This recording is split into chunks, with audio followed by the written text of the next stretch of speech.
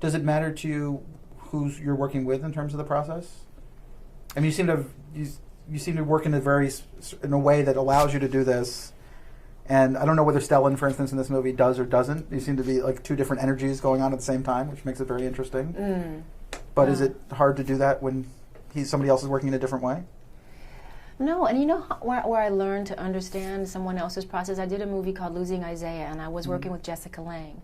And I remember thinking, oh my God, I'm going to work with Jessica Lange. I'm going to talk to her. I'm going to pick her brain. I'm going to have lunch every day. I'm going to have coffee. And I got to the set and found out she wanted to not talk to me at all.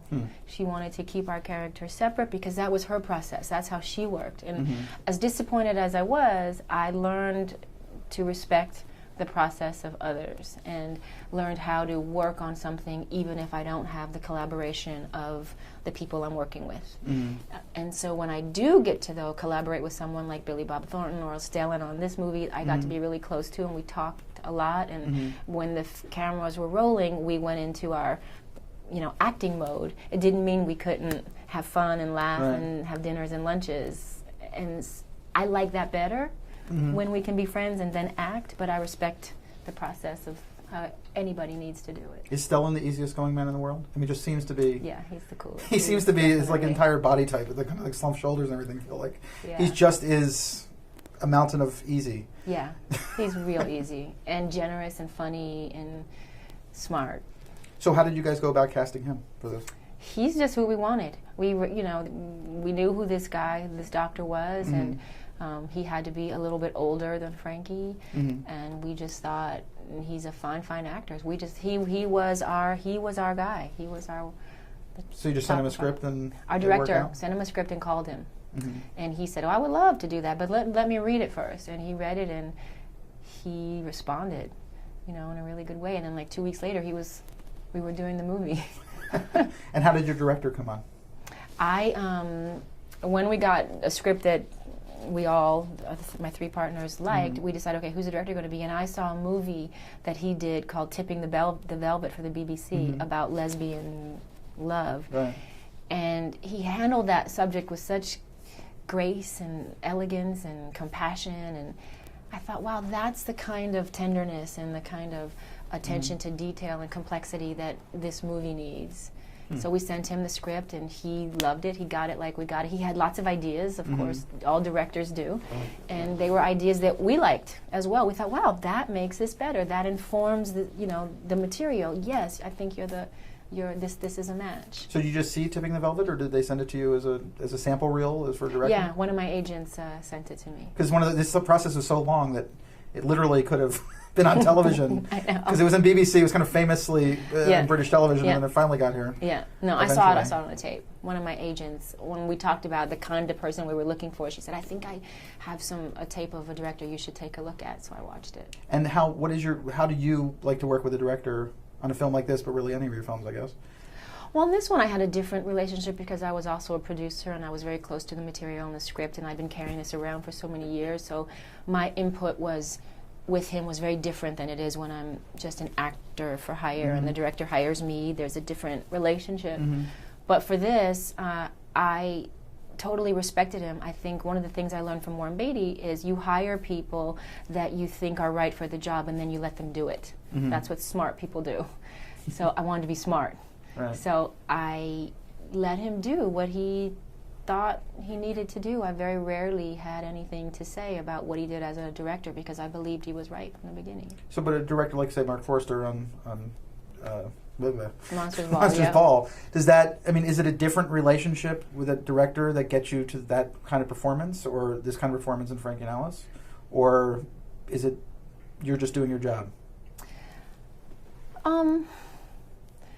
I always have really good relationships with the directors that I work with, always. And it's always, one of respect, and most of the time, on both of those two movies, they kind of left me alone. Not to say I wasn't directed, I was directed, but they left me alone to have my own interpretation of the character. And I feel like I do better when that happens, when I can organically find my way versus somebody, I hate when directors give line readings or tell you to say it the way they would say it or think about something the way they're thinking about it. It's hard for someone to embody somebody else's sensibilities and then say it as if it were real. Because it's not real. It's coming from someone else's point of view. So I like when directors allow actors to have their own points of view and try to funnel that through the characters, because they're the ones actually playing the characters. Well, it would seem like on a Bond film or on Flintstones or on, whatever big movie, on Swordfish, that ultimately you're an actor, but you're also, a light and a piece of the scenery, and there's such a machine going on around those kind of movies. Right. So those movies, it's totally different. So is it fun to do that? Is it a different muscle group? Is it fun to do those things? It is, and it is a different muscle group. That's a good way to say it. It is different. It's a different part of your instrument, I think, you use. You think about it differently. There's so many technical things going on that you have to think about. Green screen, talking to things that aren't there, talking to little red balls that are beeping, and animation. There's so many other elements that make it more surreal, unlike a drama like Frankie and Alice, where everything felt so real all the time because it was just actors in a room talking. So is there a moment in your career when you went, okay, now I've got it? I'm still trying to get it. So no. And when I have that moment, I've got it, that's when I'll quit. That's when I'll quit and I'll go find something else that will challenge me. So do you choose things that are scary for you? Always. Everything is scary for me, or I wouldn't do it. If it feels easy or feels like I know how to do it, that means I've done it before. And I really don't want to do things I've done before. I like trying new things, and sometimes they work, sometimes they don't. But to me, the joy is to take the risk. That's the adrenaline rush.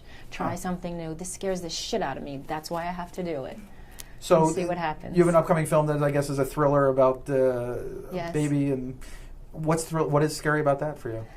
It's a new medium for me. I had to go to do a movie, be on a boat for 5 weeks with a crew of 25 people around me. We had no place to even get a private moment to think about a scene. That was a new way for me to have to work. And I thought, let me see how I do with something like that. It's a subject matter that I thought was different for me. It's about trying to mix little art movies with hopefully more commercial movies. It's trying to keep always trying to have that balance. Which we're seeing a lot of this year, which is kind of a good year for that with Darren Aronofsky and Danny Boyle and all that. Yep. It's beginning to happen. So is that where so nobody should really come to you with a script and go, okay, I got a great Halle Berry role here. I don't know. I don't know if anybody would ever say that, because what is a Halle Berry role? I don't think anybody would be able to say necessarily. I don't know. Well, I guess you make it fit so well that you figure it fit from the beginning. But if you think of me, what do you think a Halle Berry role is?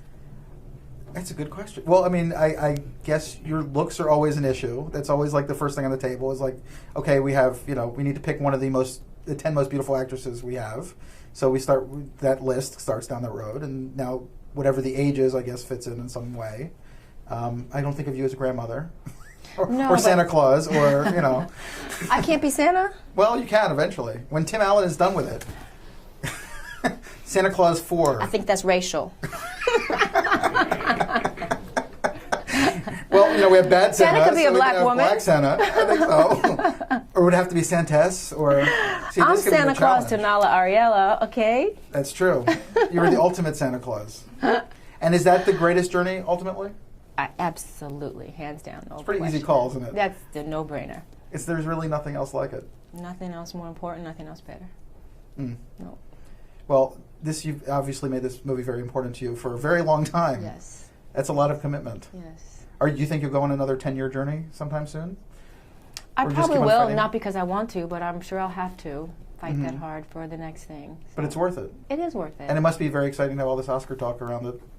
It is. When just 2 months ago, it really wasn't on the radar. We were on a shelf. Yeah. So now to be out and have people say nice things like that, it's just, we're all sort of like a deer in headlights right now. It's a shock, I guess. It's a shock, yeah. But people will actually see the movie, which is... Yeah, they're saying, and that's the goal. If this buzz will bring people to the theater, then yeah, we're really happy about it.